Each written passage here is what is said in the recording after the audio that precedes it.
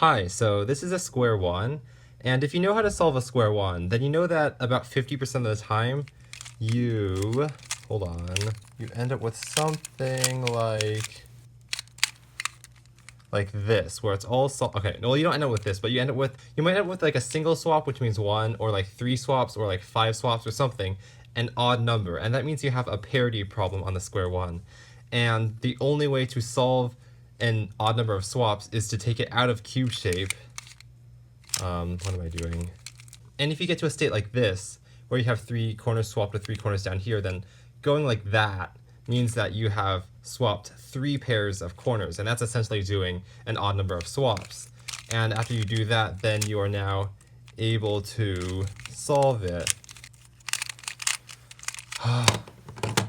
Now, compared to most puzzles that have parity problems that you have to deal with, the square one's parity is arguably the worst because it can take about like a third of your solve time. So like on a 4x4, like this, if you get parity, then it might add about 5% to your solve time. But on a square one, it can add like 30%. So that's pretty bad. So I have this method that does not have any parity problems that you can use to solve the square one. And I don't know if this has been mentioned before on the internet, but I searched and I couldn't find anything. So if I am the original creator of this method, I would like to call it the Yoyleberry method. But if not, then please let me know where the original description of this method is, because I'd really like to check it out. So this is how it works.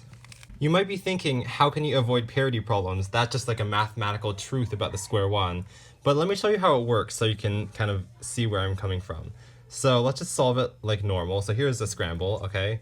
The first step is to get it into cube shape, just like most methods, right? So I'm gonna do that right now.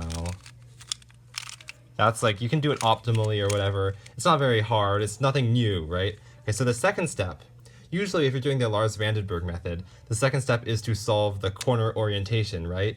Well, in this method, you want to solve the edge orientation, which seems weird, but it's, really the same difficulty. So if I just do that, there we go. Now I have 4 yellow edges and 4 white edges. You just want to separate them into different layers. It doesn't matter which is in which layer. Now the second step, or the third step, sorry, because cube shape is a step, is to bring it back into barrel. Now that seems very strange, but I'll show you what's going on. Once you reach barrel, you notice that you have every edge is like paired up with another edge, and every edge pair always has the same color on the clockwise side and the same color on the counterclockwise side. So what I mean by that is this edge pair here, if you read it clockwise, goes yellow-white. This one also goes yellow-white, and this one also goes yellow-white, and this one also goes yellow-white. And that's a result of solving the edge orientation in cube shape and then bringing it into barrel. So now you're in the state where you've got barrel, and all the edges are paired with this interesting property. What do you do with that? Imagine that the edge pairs are glued together in one piece that takes up 1/6 of a circle. The corners are also 1/6 of a circle. So you've got 6 1/6 pieces on the top and 6 1/6 pieces on the bottom.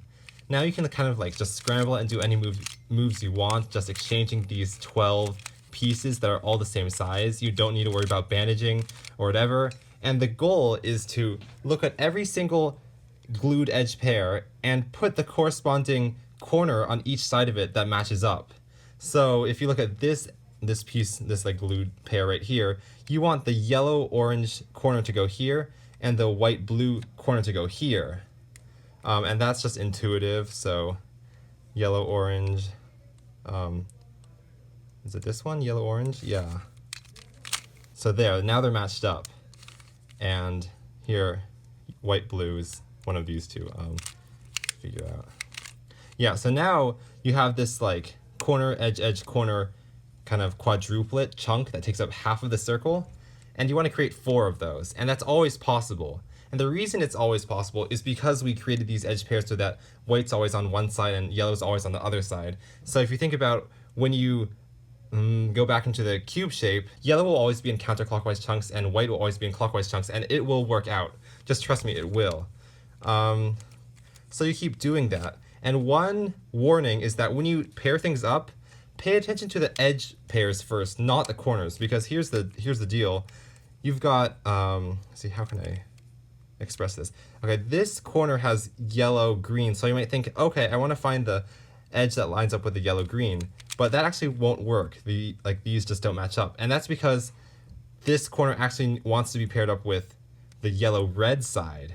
So to avoid problems like that, just focus on the edges. The edges always get paired up and always get what they want. So we can do that like that. Now these are paired. There's this quadruplet, and I can bring that to the bottom.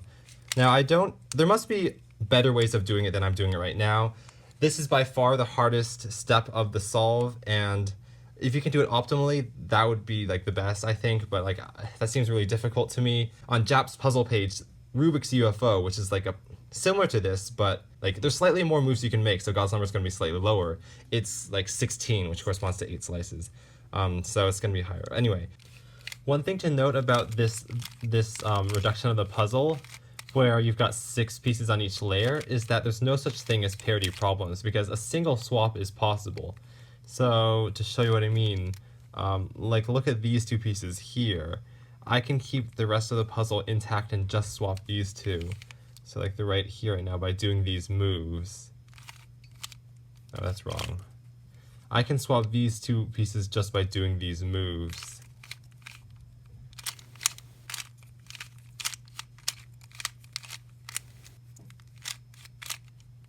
So they've been swapped now. I forget where I am. And like the bottom's the same, the top's the same, except for those 2 pieces that swapped. These 2. And yeah, so there's no parity there. Now, the thing that kind of solves parity on a normal Square-1 when you're doing it from, like when you're looking at it in cube shape, is when you swap like three of these guys, 3 fat corners, with 3 other fat corners like that. And the reason why it's so difficult to do is because it takes many moves to get out of cube shape into a shape that will let you do that. It's like 3 to get in, 1 to do the swap, and 3 to get out. So it's 7 moves minimum. But then this method kind of centers the whole solve. Like all the work that you do is invested in this one step where you're already in a form that can easily swap 3 corners with 3 corners. So it's not really so difficult to deal with parity, so much that I wouldn't really call it parity at all. I mean, you're just solving a different type of puzzle right now, a simpler puzzle with only 12 pieces. Anyway, when you have 2 pairs like this, 2 quadruplets, you know, you're going to have 2 quadruplets on top too, right? And I think there's only like 40 or something cases there can be for the top, and you could learn them all. I don't know any of them, so whatever. And there's a 1 in 120 chance of it being solved automatically. So that would be the best. That's like about the same as a PLL skip. And if you get that, then it'll be a nice solve. So let's see, what can I do here? Okay, so now I'm really close. I've got this quadruplet, this quadruplet, this quadruplet, and right here, if I just swap these 2 pieces, I will have the 4th quadruplet and it'll be done. So I know that if I put the 2 pieces I want to swap in these 2 positions, then this algorithm will do it. Oh wait, that was wrong. Hold on. Okay, so yeah, they're here. Now I do this. Shoot. Oh.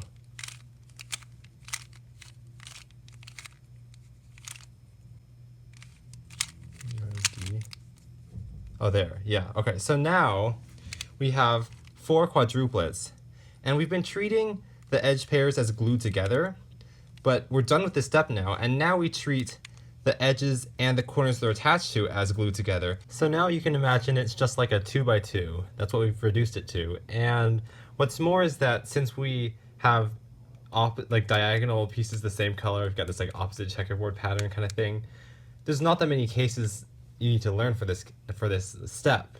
And I think the maximum number of slices it takes to solve this is 5, which is really low. And it usually takes 3 or 4. Now, I don't know those 5 moves, so I'm just going to do it like the standard way.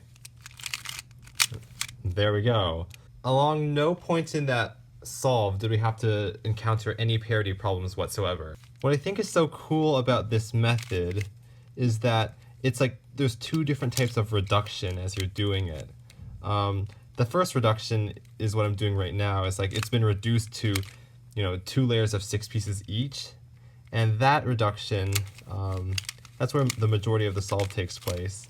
that's where you're seeing each pair of glued edges as one piece, so there's 12 total. Once we've reached this step where all the quadruplets have been formed, now it's reduced along these lines, and now we've got 8 pieces, 4 in each layer, and it's a different type of reduction. So we've kind of like gone from 12 pieces, 16 pieces in the very beginning, then 12, and then 8.